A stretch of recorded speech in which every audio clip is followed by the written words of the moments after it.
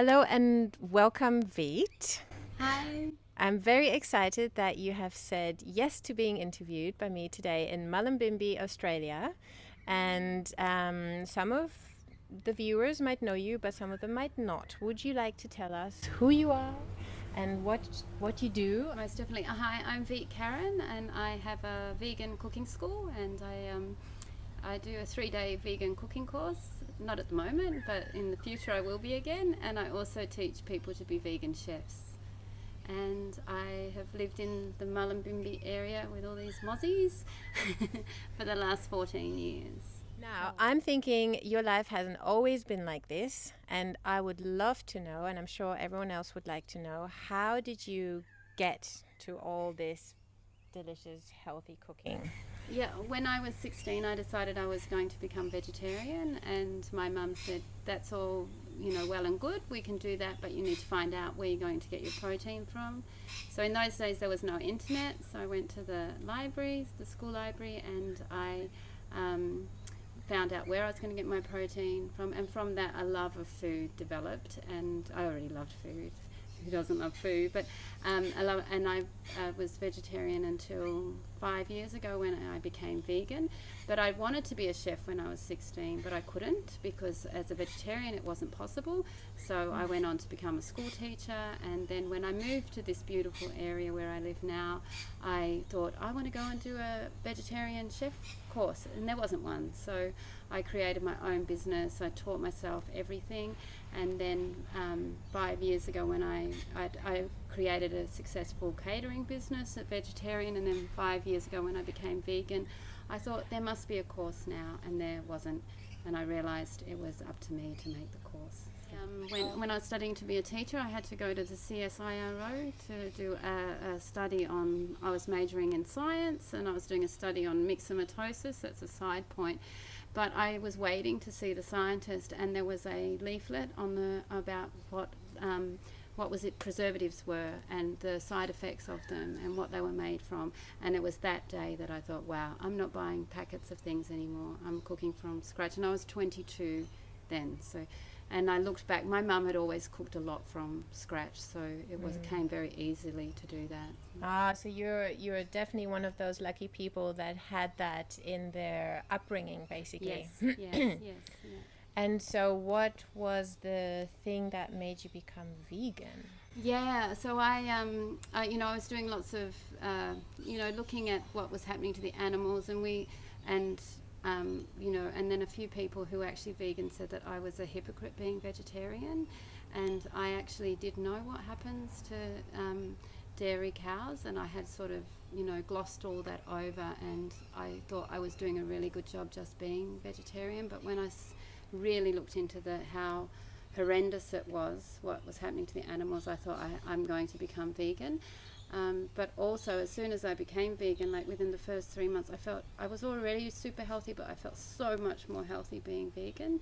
And the food was so much more delicious without dairy and eggs, and so much more creative, like when I was just putting feta on things. Now there's so many other options in having feta, and it's just, much more delicious now. That's so cool. And was it a thing you did kind of overnight, or was it a slow progress? Yes, I started the course I run as vegetarian chef training, and then just a few days before I started it, I made cashew cheese for the first time in my cashew sour cream actually.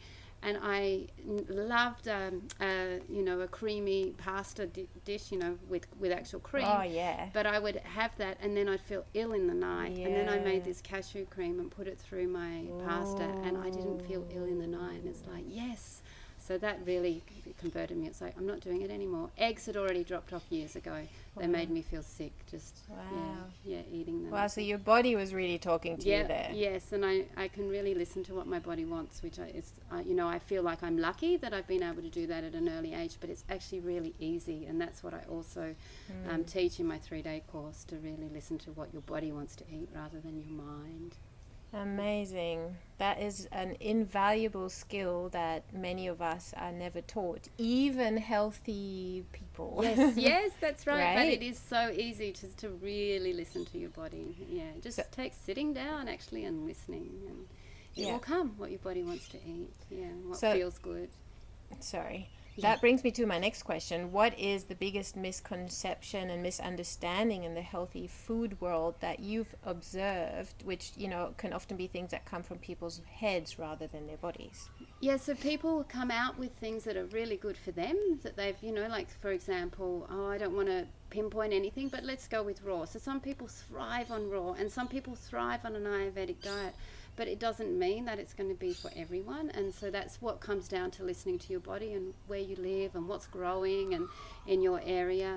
So I think, saying this is blank, this is good for you is, a big misconception. But I actually, having said that, feel that a vegan diet is brilliant for everyone, because it's just so healthy. I've been vegan for 5 years and vegetarian for all those years, and I haven't been to a doctor in my adult life, so I just think that it's a brilliant diet, vegan diet. I assume there have been people that have come to you that are vegan but not the kind of healthy vegan, like they're eating all the vegan things that they think they're supposed to, but they're not doing well, they're missing out on B12 and iron and all that kind of thing. Do you have any tips for people like that? Yeah, mostly the people that come to me aren't, there's some vegan, of course, but there's some people transitioning, and the nutrition is really important for them. And so I was, told by a naturopath early on to make sure I have complete protein at every meal. And I do follow that, actually. Every meal? Every meal, wow. Yeah. And it doesn't, I'm a bit looser now, but at first when you're transitioning, it just makes life so much easier to do that. So you stay fuller longer as well, don't you? Yes, that's right, yeah. So some people's complaint of becoming vegan is that they're not full. And if you do have complete protein, especially at the beginning, then you will be satiated. It's just, it works that way. And there's so much information out there now, but B12 you will have to supplement. But people eating meat have to supplement now. They're not. Yeah. And so you recommend taking B12 spray, injections, tablets? Not injections, never injections. Okay. I just think that there's always a side effect to having injections, but you can just get a really good spray and take that every day. I don't take it very much myself, but I don't recommend that. I think, you have to find your way with that, and most people are saying spray, so spray. Yeah, because you seem to be someone who's quite healthy from the start. Some people really struggle with being vegan, with their health. So, so it's good to know that that is an important thing to look out for. Yes, definitely. And what do you think about how veganism has become so popular these days? I love it. I just love that people are becoming conscious, and I love it that they're becoming conscious for the animals, but also for their health. If you can stay healthy, we don't, there's so much that we can live longer, I feel, if we stay healthy. That's a no-brainer, really, but a vegan diet, if it's a healthy vegan diet, that will happen. And I get really upset that my friends who are eating meat are sick a lot of the time, and so I just am excited that the vegan movement is moving as quickly as it is, and it's not a fad. It's not. A lot of young people are really waking up to this way of eating and this lifestyle. It's a conscious move. It's brilliant. I love it. Yay, awesome. What do you think about vegan foods that come from either far away or from non-ethical sources, such as coconut oil, quinoa, or soy? So I'm an organic. I eat organic as much as possible at home, 100%. Occasionally I go out to eat and it might not be organic. And I'm also into local growing. I feel that if you eat what's grown locally, we could solve a lot of the world poverty if we just bought things locally. So soy, for example, grows really well in Australia, and it's not a byproduct of the dairy industry, the soy that's grown for soy milk. So that's awesome. It's ethical, it's organic, it's non-GMO. So it's just really about looking at products. I don't like using a lot of coconut because it doesn't come from Australia, but some people, they want it in things like curries, so it's really minimal. So local as much as possible, and organic, always. So you're in trouble if you live in Iceland or Scandinavia, because then it's going to be a lot of onions, potatoes, and carrots, maybe? But what's your website? www.veets.com.au. Yay! See you there. Thank you. Bye.